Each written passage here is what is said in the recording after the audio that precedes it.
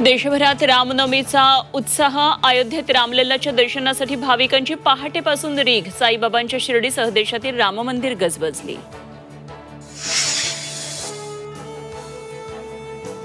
रामनवमी निमित्तानं तपोवनात गर्दी। 70 फूट मूर्तीसमोर नतमस्तक होण्यासाठी भाविकांच्या रांगा।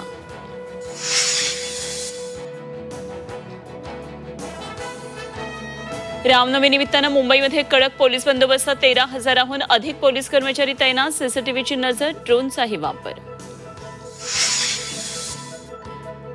वक्फ सुधारणा विधेयकाला राष्ट्रपतींची मंजुरी। वक्फ सुधारणा विधेयकाचं कायद्यात रूपांतर। वक्फ सुधारणा कायदा देशभरात लागू। विशेष मदत कक्षाद्वारे धर्मदाय रुग्णालयांची सखोल तपासणी। गरीब रुग्णांना 20% बेड्स राखीव ठेवणं बंधनकारक। दीनानाथ रुग्णालय प्रकरणांत सरकारला आली जाग। फेरीवाल्यांना रोखण्यात महापालिका अपयशी ठरत असल्यानं कांदिवलीच्या सोसायटीनं लढवली नामी शक्कल। फेरीवाल्यांना धाक बाउन्सर्सचा। 15 दिवसांपासून बाउन्सर्स तैनात। राज्यात उष्माघाताच्या 30 रुग्णांची नोंद। परभणी गडचिरोलीमध्ये सर्वाधिक रुग्णसंख्या।